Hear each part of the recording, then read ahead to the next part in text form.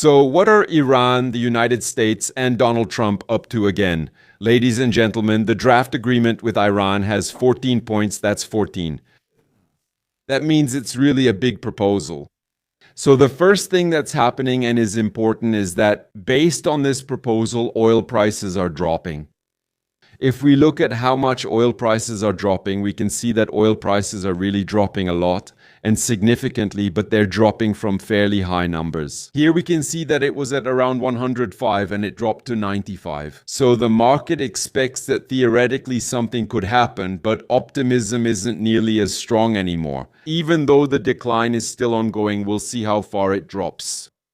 Last time, when peace was expected, it dropped to around 80, and then we quickly found out that there would be no peace, that nothing would happen, and it shot back up again. This agreement with Iran is really interesting. Why is it interesting?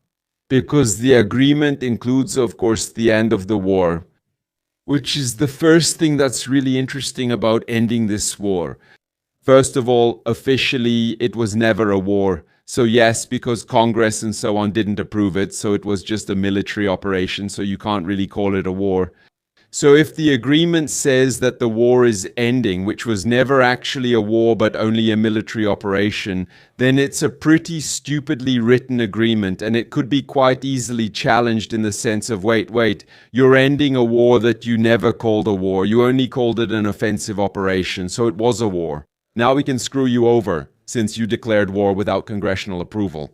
However, another point that's really funny about this is it would lead to the end of this military operation, and if Trump declared that it's over and then a new attack happened, Trump would try to talk his way out of it, saying this isn't the same military operation as before. This is a completely new, totally different military operation, so I have more time.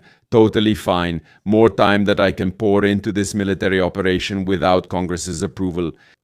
So Trump is trying to pull off this crazy gimmick here, that instead of waging a war for a certain amount of time and getting its extension approved by democratic bodies, he just interrupts the war, says it's over, and then starts it again as if it's a completely new war, so he gets more time to wage it without having to get it approved by democratic bodies.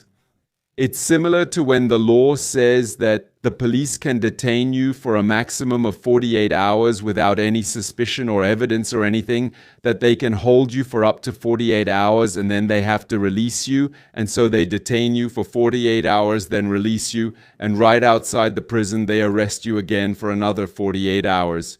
That's exactly the same kind of loophole, and I understand that Trump is trying to sell it and do it this way, and he would do it, but this is something that some court will definitely strike down.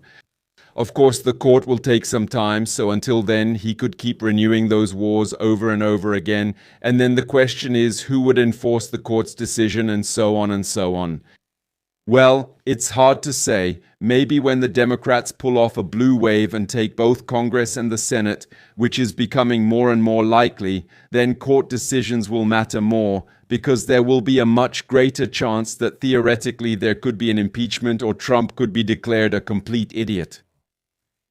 However, that's the first point, that it should end the war, but that's not all. The other funny thing about it is that the maximum level of uranium enrichment under this agreement should be 3.67%.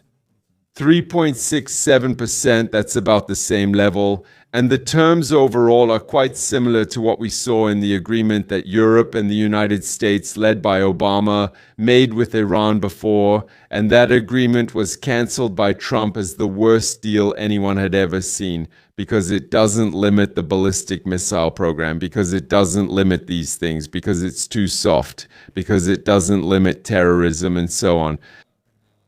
So this worst deal the world has ever seen is kind of coming back. Only Trump will probably sell it in a slightly different way and say, well, before they didn't comply, but now they will, because if they don't comply, they'll get bombed.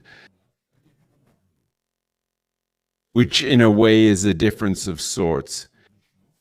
On the other hand, if you cancel some agreement as the worst deal of all time, then bomb that country, and then, when that country still doesn't want to fully comply, you restore that worst deal of all time again, it doesn't really look very elegant. It seems like you made a huge detour just to return to the original solution, because the original solution actually wasn't completely stupid. And other things they'll probably say, and they'll say, well, but this is better, and this way it will be better, and it was definitely not like this before. For example, that Iran will commit not to produce nuclear weapons. Well, Iran will probably commit to that because Iran has never officially produced nuclear weapons. Never. So he can easily commit to you that he won't continue producing them because he never said he wants to produce nuclear weapons, and he's always said he wants to use the nuclear program only for peaceful purposes and definitely doesn't want to attack. No, okay, that's from the movie The Dictator, okay? But Iran has always said that it doesn't have a nuclear weapons program and will continue to say that it doesn't have one. So great. That's like if I promised you that I definitely wouldn't do drugs. I've never done them and I can just go on not doing them. Like you really punished me a lot, right? So in this regard, it's not much of a deal. Nothing really new was brought here. The biggest problem would be that Iran, not that it's developing a nuclear program, but that it's developing ballistic missiles. And the solution to the ballistic missiles is still not on the table here. That's one problem. Maybe it will be on the table in the future. Maybe there will be further negotiations regarding ballistic missiles. But the problem is that right now, when Iran knows that America is truly threatening it militarily, on one hand, it can work as something that deters Iran from making nuclear weapons and ballistic missiles. On the other hand, this invasion was exactly the reason why Iranians might say, we probably need nuclear weapons and ballistic missiles. So it's hard to say whether this invasion or these attacks, it wasn't a full invasion, have decreased or increased the chance that Iran will engage in some kind of terror, pursue nuclear weapons, or develop missiles. I would say it probably increased it. As for the agreement, it will probably include things like allowing inspectors to come and check, or that they could come and check the state of uranium enrichment and so on. But the real problem is the ballistic missiles. So that's not really working out so far. At the same time, zároveň, Iran was banned from enriching uranium for 12 years. Originally, Iran wanted 5 years and the Americans wanted 20 years. So far, it's settling on a compromise of 12 years. So in this respect, it doesn't look like a big victory for the United States because neither the United States managed to negotiate anything, nor did Iran. So it's a compromise. But you don't compromise with someone you've already defeated, right? And if the United States is trying to sell this thing, or if Trump is trying to sell this thing as if he brutally won and defeated Iran, then he can't make a compromise about the period during which Iran can't enrich uranium for its nuclear program. You make compromises with someone you've tied with, or with someone you have an equal relationship with. Definitely not with someone who is totally defeated and destroyed and is begging for peace. So, like, I don't know, and then there's a bit of a problem here, a bit of a problem with that. The United States is saying they're going to lift the blockade, which is great, and that's probably their strongest card, but they have to lift the blockade anyway, because if they didn't, the prices of diesel and gasoline would just keep going up and up and up, and honestly, it would really mess up the United States, which is a huge producer of diesel and oil, but at the same time is also a huge consumer of diesel and oil. So high diesel prices would probably help the oil companies in the United States, but they would screw over everyone else in the United States. That's the problem. So this is the part where the United States can claim they actually have leverage here, that they're going to lift the blockade, which would mean that Iran will be able to export again and that no one will be collecting any fees. Definitely, that's the thing that can happen. On the other hand, the United States couldn't really keep the blockade going much longer than they have up to this point, mainly because of global oil prices. Yeah.